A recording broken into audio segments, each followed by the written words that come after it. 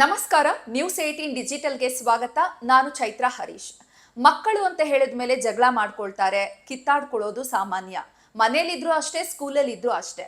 ಇಬ್ರು ಮಕ್ಕಳು ಸ್ಕೂಲಲ್ಲಿ ಮೈ ಮೇಲೆ ನೀರೆರ್ಚಾಡಿದ್ರು ಅನ್ನುವಂತಹ ವಿಚಾರಕ್ಕೆ ಶುರುವಾದಂತಹ ಜಗಳ ಓರ್ವನ ಹೆಣ ಉರುಳೋ ರೀತಿ ಮಾಡಿದೆ.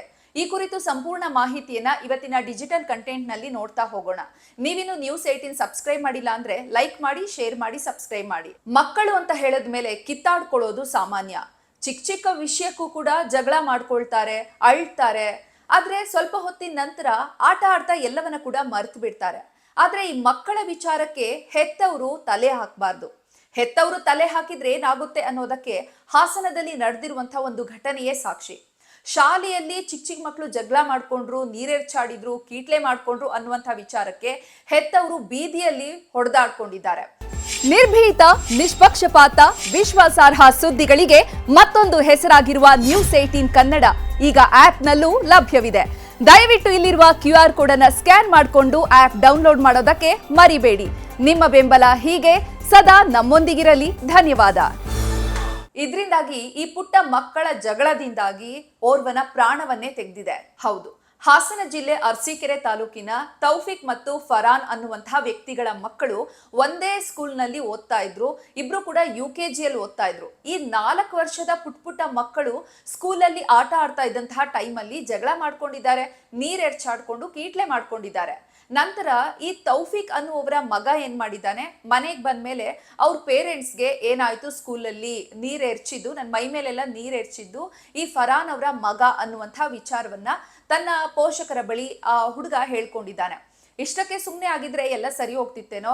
ಕಾಕತಾಳೀಯ ಅನ್ನುವಂತಹ ರೀತಿಯಲ್ಲಿ ಸ್ವಲ್ಪ ಹೊತ್ತಿನ ನಂತರ ಆ ಪಾಪುಗೆ ಜ್ವರ ಜಾಸ್ತಿ ಆಗೋದಕ್ಕೆ ಶುರು ಆಗಿದೆ.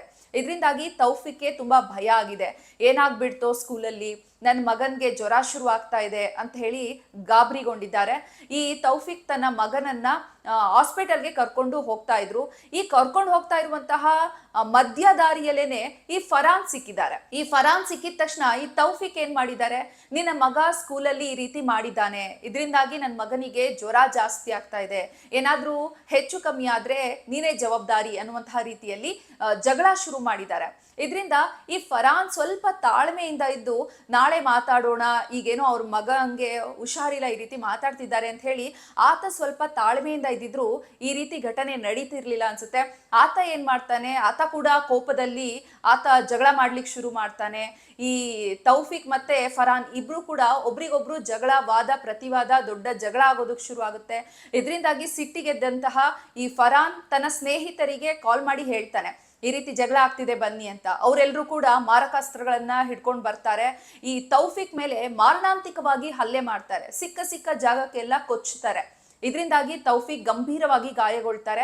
ಈ ತೌಫಿಕ್ ನನ್ನ ಆಸ್ಪತ್ರೆಗೆ ಕರೆದೊಯ್ಯಲಾಗುತ್ತೆ. ಆದ್ರೂ ಕೂಡ ಏನು ಪ್ರಯೋಜನ ಆಗೋದಿಲ್ಲ. ತೌಫಿಕ್ ಸಾವನ್ನಪ್ತಾರೆ. ಈ ತೌಫಿಕ್ ಸಾವನ್ನಪ್ಪಿದ ತಕ್ಷಣ ಈತನ ಕುಟುಂಬಸ್ಥರು ಆಕ್ರೋಶ ಜಾಸ್ತಿ ಆಗುತ್ತೆ. ಫರಾನ್ ಮನೆಗೆ ದಾಂಧಲೆಯನ್ನ ಮಾಡ್ಲಿಕ್ಕೆ ಶುರು ಮಾಡ್ತಾರೆ. ಈ ಫರಾನ್ ಮನೆಗೆ ನುಗ್ಗಿ ಆ ಮನೆ ಎದುರುಗಡೆ ಇದ್ದಂತಹ ಕಾರಿಗೆಲ್ಲ ಬೆಂಕಿ ಹಚ್ತಾರೆ. ಅವ್ರ ಮನೆ ಎದುರುಗಡೆ ಸಿಕ್ಕಂತಹ ವಸ್ತುಗಳನ್ನೆಲ್ಲ ಪೀಸ್ ಮಾಡ್ತಾರೆ, ಎಲ್ಲ ಧ್ವಂಸ ಮಾಡಾಕ್ತಾರೆ.